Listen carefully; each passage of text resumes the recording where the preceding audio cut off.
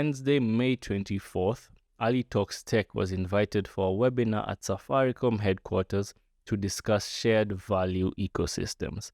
Listen in as we demystify what fintech ecosystems are, the shareholders, and shared value creation. Enjoy the following highlights from an informative and spirited discussion. One more question that we've received from Jalo and around the conversation around platform governance. Can one central player be the Achilles heel of the entire ecosystem? And how do other partners and customers guard or protect themselves against that? So I think I'll ask Ali to talk a little bit about that. Look, absolutely. I mean, again, the old adage, we are as strong as our weakest link. It boils down to culture and boils down to certain governance structures. When I talk about ecosystems, I like to give the analogy of kids' playground. So you have kids in a playground, they're all playing, everyone is equal in theory, but you always have that kid who's a bully. All right? Now that playground is, if it's a public playground, it's not owned by anyone per se, but you must have somebody looking out for those bad players. And that's sort of the orchestrator, the role of the orchestrator or orchestrators. By all intents and purposes, as much as we would like an ecosystem to be a free-for-all, in reality, it does not work.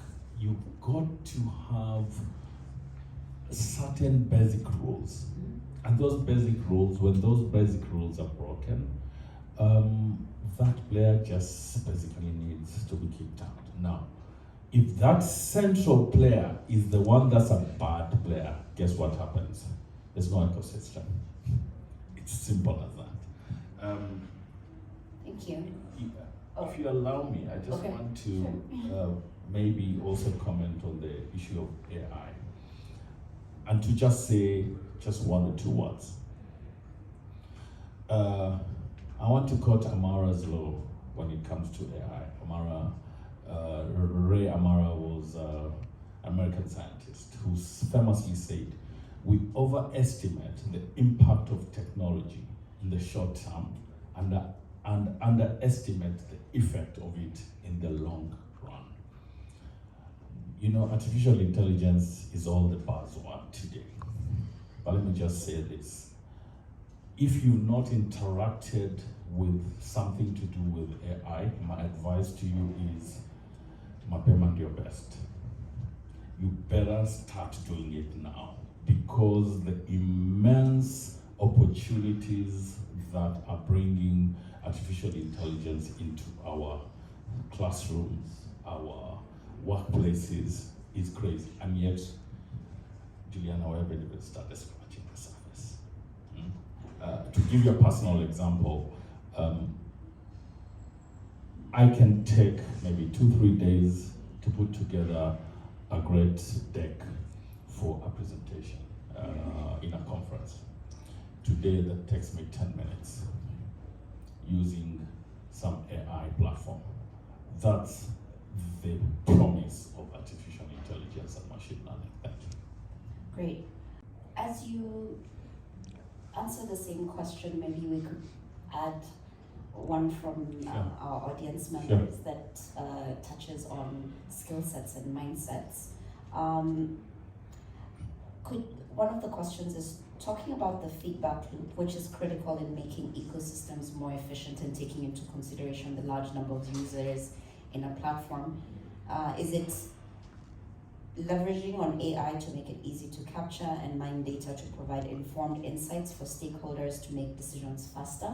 So so maybe how we could relate the question around mindsets, but then how the mindsets and also how that affects strategy and how we think about it from a business perspective. Okay. So let me answer that first. I think the mindset issue is super critical. One of the things I keep on talking about with my teams, with partners, is one of the most critical skills today is the ability to unlearn. When you are able to unlearn stuff, like Imani has said something very, very important. We are talking to Ether. I think that was impossible before. I mean, like, we can agree to that. That was almost literally impossible. So that ability to unlearn, the ability to take new terms like frenemy. So if you've not had that term frenemy, it just means friend and enemy at the same time. How do you work that into your DNA as a person and as an organization to be able to actually derive value out of it? That is critical. Knowledge and innovation is one of the most critical things any ecosystem can build and derive out of it. Because if you don't do that, you start becoming stale as an ecosystem. So very, very critical on that.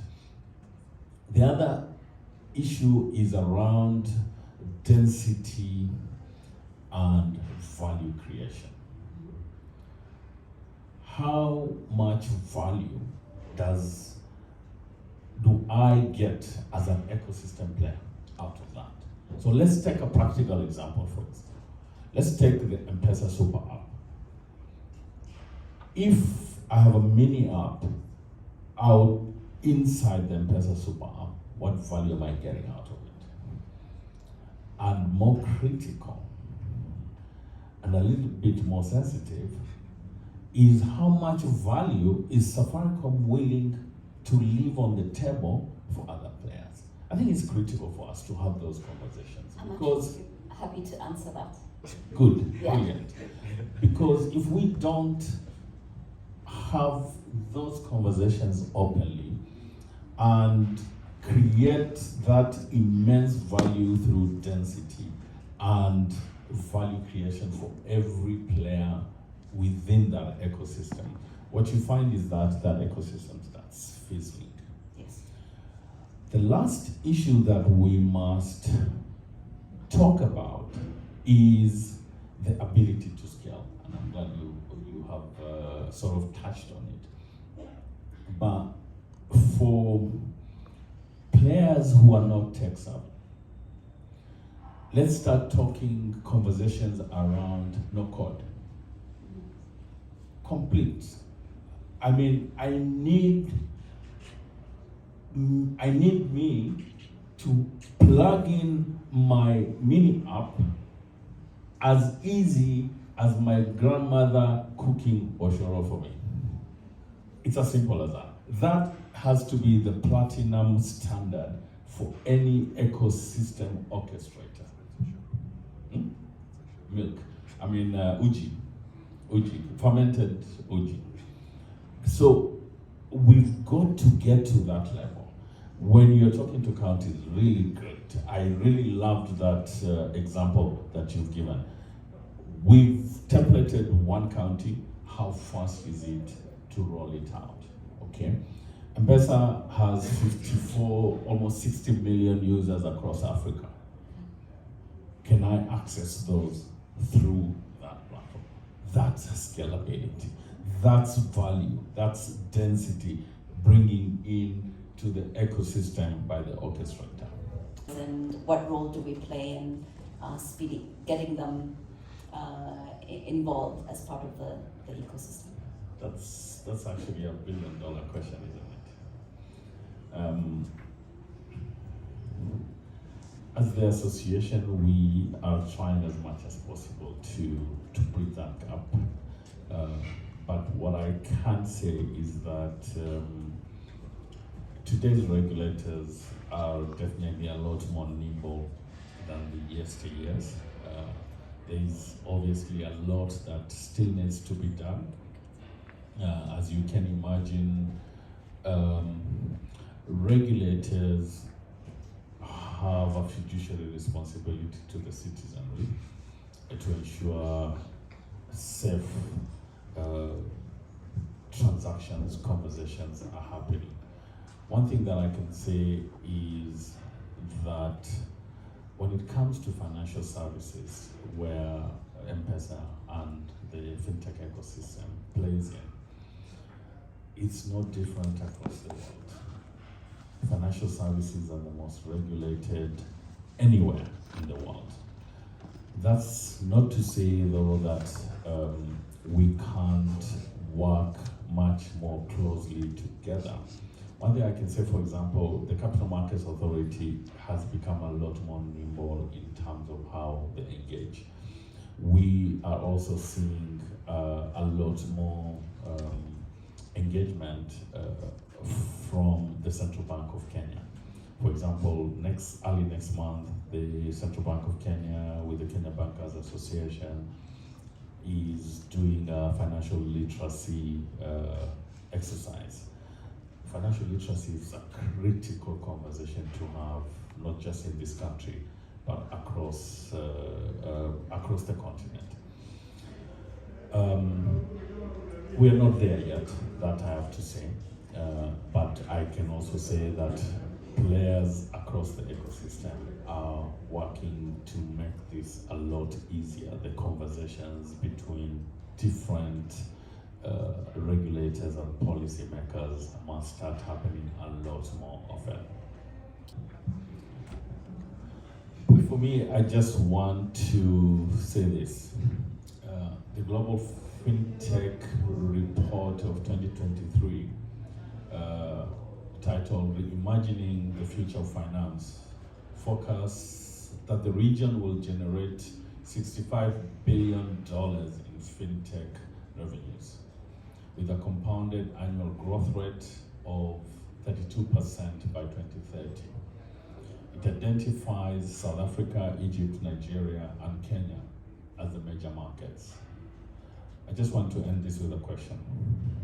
How much of that moolah do we want?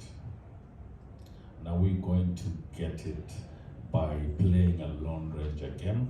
Or are we going to get a piece of that game by working together closely, seamlessly, with a shared value going forward? Thank you.